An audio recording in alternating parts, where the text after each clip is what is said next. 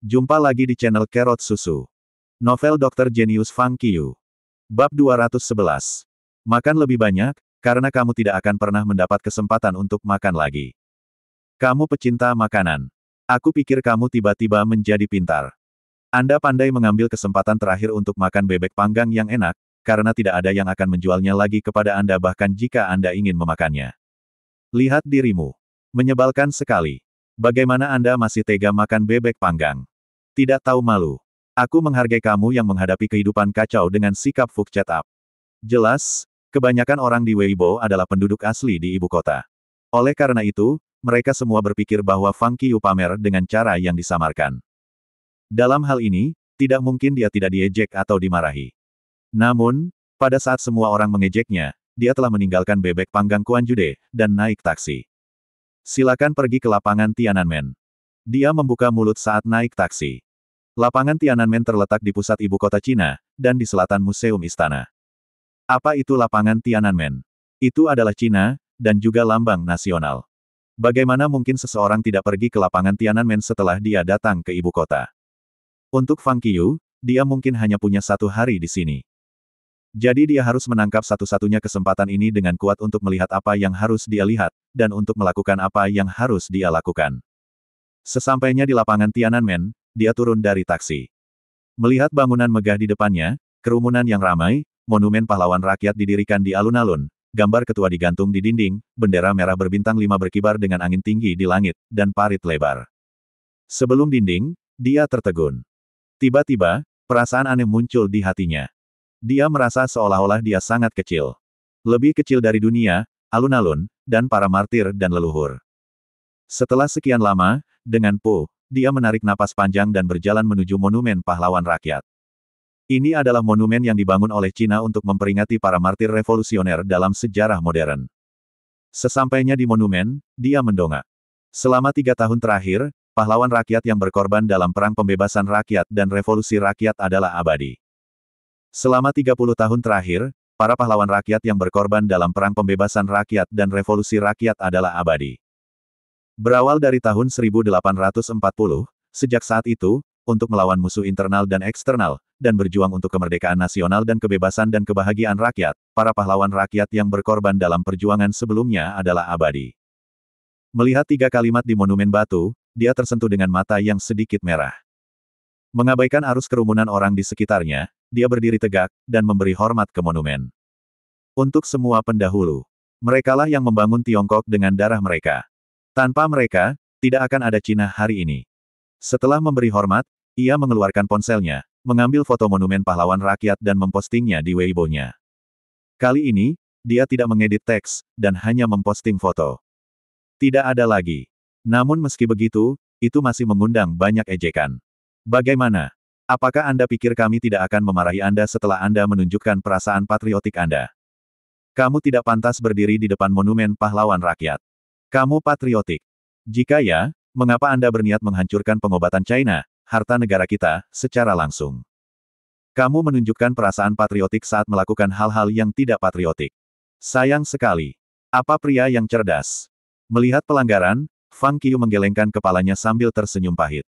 Meskipun ada banyak pelecehan, secara mengejutkan, gambar ini dengan cepat menjadi viral dengan ribuan suka, jumlah suka tertinggi dari pos-posnya. Namun, tentu saja, suka adalah untuk monumen pahlawan rakyat, bukan Fang Qiu. Waktu berlalu dengan hiruk-pikuk antisipasi. Pada pukul 3.30 sore, seorang pemuda kurus berjas abu-abu dan berkacamata muncul di ruang konferensi ketiga di lantai 21 Zhongfeng Mansion. Melihat lebih dekat, Anda akan menemukan bahwa dia memiliki wajah yang kurus, sosok yang ramping, dan kepala yang pendek, yang membuatnya terlihat energik. Pria kurus ini adalah Li Wenbo. Di ruang konferensi, semuanya sudah siap. Ada kamera di keempat sisi ruangan, yang berarti apa yang akan terjadi di sini adalah pertunjukan langsung. Karena masih ada waktu untuk pergi, Li Wenbo membuka platform siaran langsung dengan laptopnya sambil duduk, dan memulai siaran terlebih dahulu. Kemudian, dia memposting tautan web di Weibo-nya. Segera, puluhan ribu orang berkumpul di studio. Dan jumlahnya terus melonjak. Halo semuanya. Saya Li Wenbo. Duduk di depan komputer, dia membuat beberapa batuk, dan memperkenalkan dirinya sambil menonton dirinya di layar. Aku sekarang di Mansion Zhongfeng. Segala sesuatu tentang tantangan denyut nadi dilakukan. Dan sekarang saya sedang menunggu bocah dari komunitas pengobatan Tiongkok bernama Fang Qiyu untuk datang. Saya percaya, sama seperti saya, Anda juga tidak sabar untuk melihat siswa Fang Qiyu menyesal, iya. Sambil berbicara, dia mengeluarkan 2 botol minuman yang menenangkan dari berbagai merek dan sebotol susu dari tas tangannya, dan meletakkannya di depannya. Tanpa ragu, susu dan minumannya diiklankan olehnya. Jelas, iklan video berbeda dari yang ada di Weibo. Selain itu, hari itu adalah hari yang penuh tantangan. Tantangan itu telah menarik perhatian banyak orang, yang sama populernya dengan program TV panas akhir-akhir ini. Itu juga sebabnya banyak produsen menemukan Li Wenbo untuk mengiklankan barang-barang mereka. Namun, Li Wenbo tidak memilih mereka semua. Apa yang dia pilih adalah yang tidak membutuhkan iklan verbal. Mereka hanya perlu ditanamkan dalam gambar siaran langsung. Namun demikian, Li Wenbo telah menerima 1 juta yuan lagi sebagai biaya iklan, yang setara dengan taruhannya. Bagi Li Wenbo, ini adalah pertama kalinya dia mendapati bahwa menghasilkan uang begitu mudah. Dia bekerja lembur siang dan malam, dan hanya menghasilkan 10.000 yuan sebulan. Butuh 9 tahun baginya untuk menghemat begitu banyak uang, bahkan jika dia tidak menghabiskan sepeser pun. Tapi sekarang, dia baru saja menerima beberapa sponsor iklan, dan memperoleh lebih dari 1 juta dengan mudah. Ketika dia memikirkan tumpukan uang kertas yang mengalir ke sakunya seperti air, dia akan merasakan dari lubuk hatinya bahwa pertarungan melawan pengobatan Cina ini adalah hal paling benar yang telah dia lakukan dalam hidupnya. Kalahkan pseudosains dengan sains. Fang Qiyu akan segera tiba. Pada saat itu, setelah dia mengalahkan Fang Qiyu, dan menghina pengobatan Tiongkok, ketenarannya akan meningkat banyak. Di masa depan, ia akan memiliki ketenaran dan kekayaan. Baiklah, izinkan saya memperkenalkan siaran langsung untuk Anda terlebih dahulu. Melihat semakin banyak orang berkumpul di studio, hampir 100.000 orang, Li Wenbo tiba-tiba punya ide, dan membuka mulutnya dengan tergesa-gesa. Pertama-tama, saya harus berterima kasih kepada First Life Platform yang telah menawarkan sponsor untuk konser kami. First Life Platform adalah platform kelas 1 yang dipimpin oleh tren langsung semua arah 3D. Di platform ini, selain kehidupan game, kehidupan hiburan, ada juga acara olahraga besar, serta acara langsung besar. Jelas, ini adalah iklan. Untuk mengundang Li Wenbo menggunakan platform mereka, Douke Live Platform juga menghabiskan banyak uang. Dan bahkan seluruh situs siaran langsung diatur oleh mereka. Seperti yang Anda lihat, ada tombol saklar streaming langsung di bagian atas halaman kami. Dengan mengubah aliran langsung, Anda dapat dengan jelas melihat segala sesuatu yang terjadi di TKP secara terperinci. Setelah membaca iklan, Li Wenbo terus berkata dengan tenang, ada total 12 kamera di ruang konferensi tempat tantangan akan diadakan. Selama seluruh proses siaran langsung, ke-12 kamera akan diperbaiki. Dan ada kamera utama yang bisa digerakkan juga, jadi Anda bisa menonton langsung hari ini melalui sudut kamera yang berbeda. Baik. Li Wenbo melihat waktu itu dan berkata sambil tersenyum, masih ada waktu sebelum pertandingan dimulai. Dan pelajar Xiao Fang belum muncul. Karena semua orang sangat antusias, izinkan saya memberikan komentar tentang apa yang disebut pengobatan Tiongkok. Kata-kata itu segera membangkitkan banyak rentetan di layar. Ada yang mendesak, dan ada yang mengutuk. Li Wenbo tidak peduli dengan mereka, tetapi melanjutkan, kita semua orang Cina. Saya juga berpikir bahwa pengobatan Tiongkok adalah harta Tiongkok dengan 5.000 tahun.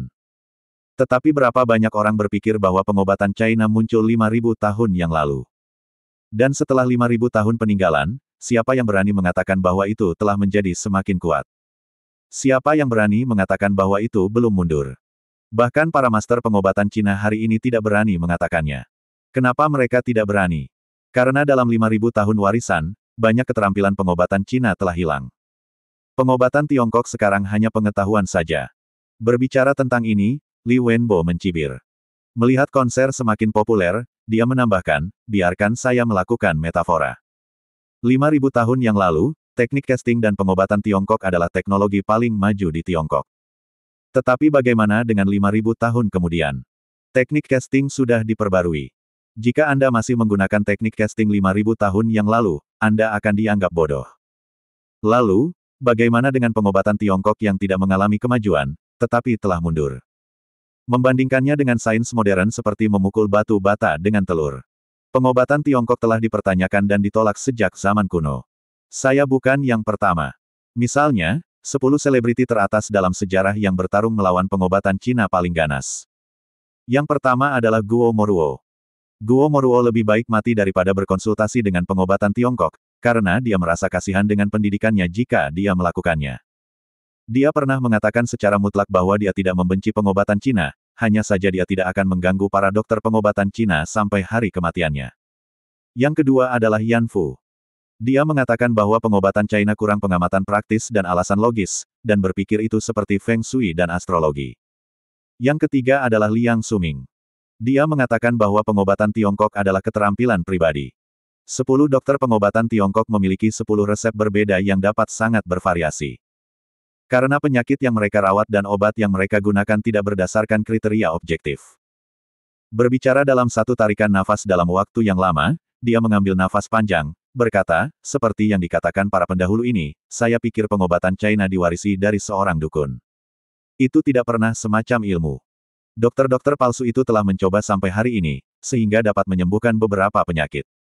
Jika itu akan membawa efek samping, tidak ada yang tahu. Karena pengobatan China tidak pernah menyebutkan efek sampingnya. Apakah itu benar-benar tidak memiliki efek samping? Tentu saja tidak, karena itu pseudosains dan tidak ada tes narkoba. Pada pukul 1.50, dia berhenti dan minum banyak air. 10 menit lagi. Melihat waktu lagi, dia berkata, saya tidak tahu apakah siswa Xiao Fang berani datang. Membosankan menunggu di sini. Karena saya sudah menyelesaikan apa yang ingin saya katakan, mari kita mengeluarkan sepotong Weibo untuk memanggil siswa Xiao Fang. Kemudian, ia masuk ke Weibo-nya dari ponselnya. Kamu pikir kamu siapa? Siswa Xiao Fang, apakah Anda tidak berani datang? Waktunya semakin dekat, dan mengapa aku belum melihatmu? Dia mengeluarkan Weibo ini. Setelah beberapa saat, suara cepat Weibo berdering. Li Wenbo, yang melakukan siaran langsung, mengangkat teleponnya dan membuka Weibo-nya di depan semua hadirin. Terima kasih masih bersama channel Carrot Susu. Bab 212. Yang mengejutkan saya, mahasiswa Xiao Fang menjawab dengan cepat. Biarkan aku membacakannya untukmu. Pelajar Xiao Fang mengatakan bahwa mendengarkan omong kosongku, dia tidak sabar untuk melihatku kehilangan muka. Apa yang aku pikirkan?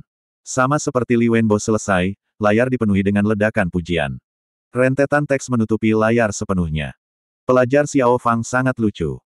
Mematikan rentetan dan melihat area komentar di sisi layar, Li Wenbo mencibir dan berkata, sekarang siswa Xiao Fang telah menjawab, mari kita terus menunggunya. Kamu tahu, aku mencuci muka sampai bersih sebelum aku datang ke sini hari ini. Saya bertanya-tanya bagaimana siswa Xiao Fang dapat membuat saya kehilangan muka. Pada saat yang sama, banyak orang yang peduli tentang kompetisi ini memasuki studio melalui tautan di Weibo Li Wenbo. Jumlah pemirsa yang menonton siaran langsung online sekarang telah mencapai 500.000, dan jumlah ini masih meningkat. Di Universitas Pengobatan Cina Jiangjing, Jiang Miaoyu, Yuan Bei dan 3 orang lainnya berkumpul bersama di sekitar meja untuk menonton platform siaran pertama di laptop, menahan napas untuk menunggu kemunculan Fang Qiu. Fang Qiu, berkelahi. Dengan harapan besar, Jiang Miaoyu diam-diam bersorak pada Fang Qiu. Sekarang tantangan ini tidak bisa dihindari, tidak ada gunanya khawatir. Satu-satunya hal yang bisa dia lakukan adalah mempercayai dan mendukung Fang Qiu. Tidak hanya Jiang Miaoyu, Zhu Benzeng dan 2 lainnya, Chen Yinseng, Qi Kaiwen menunggu di depan komputer atau telepon mereka, tetapi juga Shen Chun, Su Miaolin, Jiang Mengji, mahasiswa dari Universitas Pengobatan Cina Jiangjing dan para siswa dari 8 sekolah lainnya. Semua orang merasa mereka tahu bagaimana ini akan berakhir. Beberapa menyaksikan dengan gembira, tetapi yang lain menyaksikan dengan sedih, berpegang pada secercah harapan bahwa mereka akan salah. Pecat dia. Saya harus mengusirnya. Di kantor, Chen Yinseng mengertakkan gigi dalam kemarahan dan melihat siaran langsung dengan wajah suram. Saat kamu kalah adalah ketika kamu dikeluarkan dari sekolah. Bukankah semua orang mengatakan bahwa kita pemimpin sekolah tidak bertanggung jawab? Oke, saya akan mengambil tanggung jawab hari ini. Bahkan jika aku akan disalahkan karena melakukan ini, aku tidak akan pernah membiarkanmu membuat masalah untuk sekolah lagi. Fang Qiu, ayolah. Dalam perjalanan ke rumah Su Miaolin, Qi Kaiwen, yang menonton siaran langsung di teleponnya, sama sekali tidak terlihat marah, tetapi sedikit khawatir. Meskipun dia mempercayai adik laki-lakinya, dia masih khawatir. Bagaimanapun, Fang Qiu hanyalah mahasiswa baru yang baru belajar pengobatan Tiongkok hanya beberapa hari. Dia berharap semuanya akan berjalan dengan baik. Anak baik, tidak diizinkan untuk mendapatkan tulang, dia pergi untuk membantu orang lain. Shen Chun melihat siaran sambil tersenyum. Orang lain tidak mengerti Fang Qiu, Tapi dia mengerti. Dia membawa Fang Qiu ke rumah sakit, dan dia menyaksikan perkembangan Fang Qiu. Dalam waktu singkat ini, Fang Qiu telah memberinya kejutan yang tak terhitung jumlahnya. Dia berharap Fang Qiu akan mengejutkannya lagi. Mengapa yang termuda belum datang? Waktunya semakin dekat. Saya membaca Weibo-nya. Dia pergi ke Quanjude Rosdak untuk makan bebek panggang terlebih dahulu, dan kemudian pergi ke lapangan Tiananmen. Dia bertingkah seperti turis. Kami khawatir tentang dia untuk apa-apa. Dia pasti akan segera tiba, kan? Dia harus menang. Jika dia gagal, aku akan benar-benar malu. Di asrama 501, Zhu Benzeng dan dua lainnya tertawa terbahak-bahak di tengah obrolan mereka. Di Universitas Pengobatan Cina Jingsu. Apakah kamu siap? Jiang Mengji sedang menonton video langsung dengan senyum di sudut mulutnya. Dia ingat bahwa Fang Qiu akan mengatakan kalimat itu padanya sebelum setiap ujian di sekolah menengah mereka. Setelah itu, mereka berdua akan belajar dan memecahkan masalah-masalah sulit bersama-sama dari hari ke malam dan dari malam ke hari. Mereka seperti sepasang kawan yang akan menghadapi hidup dan mati bersama. Tidak peduli tugas apa yang mereka hadapi, mereka saling mempercayai tanpa syarat, bahkan jika dunia tidak percaya pada mereka. Waktu berlalu sedikit demi sedikit. 1:58, 1:59. Di depan kamera, Li Wenbo menatap pintu ruang rapat tanpa bicara. Di studio, semua penonton berdebat. Apakah Fang Kui takut untuk menunjukkan wajahnya? Tinggal 1 menit lagi. Saya pikir Fang Qiu pasti mengencingi dirinya sendiri. Bukankah dia baru saja membual tentang Weibo? Bagaimana bisa dia tidak muncul sekarang? Memberhentikan. Mari kita singkirkan. Aku sudah lama menunggu, dan hasilnya seperti ini. Sial. Kami sudah menunggu lama. Dia tidak akan datang, kan? Suasana hati orang banyak sangat tegang. Tentu saja, mereka semua frustrasi. Di ruang konferensi, Li Wenbo tampaknya sedang memikirkan sesuatu, wajahnya terjebak dalam ejekan permanen. Menurut pendapatnya, apakah Fang Qiu muncul atau tidak, pemenang akhirnya adalah dirinya sendiri. Satu-satunya perbedaan adalah jika Fang Qiu muncul, dia bisa menunjukkan rasa jijiknya untuk pengobatan Tiongkok serta Fang Qiu. Jika Fang Qiu tidak muncul, dia bisa memarahinya. Tidak perlu bersikap sopan. Bagaimanapun, seluruh hadirin akan berada di sisinya. 10 detik terakhir, sama seperti semua orang mulai panik, retak. Tiba-tiba, pintu didorong terbuka. Semua orang melihat seorang pria mengenakan topeng berdiri di pintu ruang pertemuan di bawah kamera langsung. Semua penonton terlalu kaget untuk bereaksi. Di Universitas Pengobatan Cina Jiangjing. Semua siswa sangat marah. Sial. Bukankah itu topeng pria misterius itu? Bodoh Fang Qiu. Kenapa dia pergi ke tantangan di bawah topeng pria misterius itu? Apa-apaan? Saya sudah cukup dengan ini. Anda bisa menerima tantangan, tetapi jangan membuat malu pria misterius itu. Fang Qiu menghina pria misterius kita yang terhormat dan cantik. Setelah mengamati ruang pertemuan, Fang Qiu masuk. Maaf, saya terlambat. Saya terjebak kemacetan, katanya kepada Li Wenbo sambil menutup pintu. Dia kemudian berjalan langsung ke Li Wenbo, mendekatkan kepalanya ke kamera laptop dan bertanya, apakah Anda Li Wenbo? Jadi disitulah Anda membuat siaran langsung. Berapa banyak orang di studio sekarang? Fang Qiu tidak peduli dengan jawaban Li Wenbo, tetapi mulai mengetik di komputer dengan rasa ingin tahu. Wow, 900.000 orang. Melihat jumlah orang yang online di studio, ia berseru, dan kemudian berkata dengan tak berdaya, anehnya, ada begitu banyak orang yang tidak memiliki kegiatan yang lebih baik untuk dilakukan. Kata-katanya membuat jengkel semua penonton di studio. Tidak ada yang berharap dia begitu tidak bijaksana. Tentu saja, orang-orang yang mengenalnya tahu bahwa dia bisa kedinginan. Tetapi mereka juga belum pernah melihat sisi Fang Qiu ini. Sejenak, semua orang terkejut, terutama Zhu Benzeng dan dua lainnya. Apakah dia yang termuda?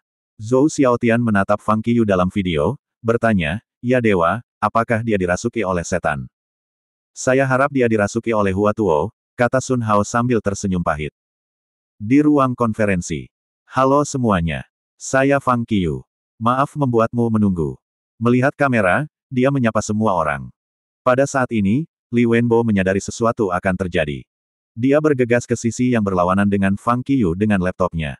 Mempelajari Fang Qiu, dia bertanya, kamu Fang Qiu.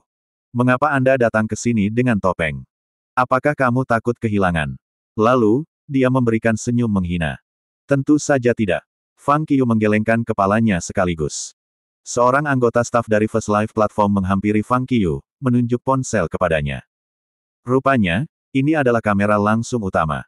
Sebenarnya, itu karena aku terlalu tampan, dan aku takut aku akan lebih terang darimu jika aku berdiri di sampingmu tanpa topeng. Di bawah kamera utama, Fang Qiyu menyeringai. Untuk sementara waktu, seluruh layar ditutupi dengan rentetan kegembiraan lagi. Mereka begitu padat sehingga tidak ada yang bisa melihat mereka dengan jelas. Beraninya kau. Saya menemukan bahwa Fang Qiyu bukan orang bodoh, tetapi pembuat lelucon. Jika bukan karena penyalahgunaan obat Cina, aku akan mengikutinya. Usaha yang bagus. Ini akhirnya sedikit suasana yang tegang seperti pertempuran. Haha, luar biasa, alasan yang lucu. Aku khawatir dia akan menjadi pria jelek tanpa topeng. Di ruang konferensi, melihat pesan antusiasme yang menggila, Li Wenbo mendengus dan berkata, jangan bicara omong kosong dengan saya. Sudah waktunya untuk memulai kompetisi. Baik. Fang Qiyu mengangguk. Dia kemudian duduk di depan meja teh persegi panjang besar di bawah bimbingan staf. Beberapa anggota staf lainnya mulai menyesuaikan kamera di ruang konferensi lagi. Staf yang mengikuti Fang Qiyu dengan teleponnya memperbaiki meja teh, dan mengarahkan semua kamera ke Fang Qiyu. Setelah Fang Qiyu duduk, Li Wenbo juga duduk di seberang meja teh. Di setiap sisi meja teh, ada 2 bangku. Sebelum kompetisi dimulai, mari kita sambut Liu, notaris. Li Wenbo bertepuk tangan. Seorang wanita setengah baya yang mengenakan overall datang. Semua orang terkejut melihatnya. Siapa yang mengira Li Wenbo mengundang seseorang dari kantor notaris? Dia berniat untuk menamparkan pengobatan Cina sampai mati. Ya, mengapa notaris datang? Untuk memberitahukan bahwa pengobatan China adalah pseudosain. Apakah dia berani? Di tengah-tengah pembicaraan gila, notaris membuka mulutnya. Halo semuanya. Saya Liu Yufen, seorang notaris. Saya akan mengawasi seluruh proses kompetisi ini. Sekarang, saya dapat memastikan bahwa kompetisi ini sesuai dengan prosedur standar dan kompetisi dapat dimulai. Setelah berbicara, dia duduk. Li Wenbo mengeluarkan 20 laporan inspeksi dan berkata, ini adalah laporan pemeriksaan rumah sakit, yang dengan jelas menunjukkan apakah 20 sukarelawan itu hamil atau tidak.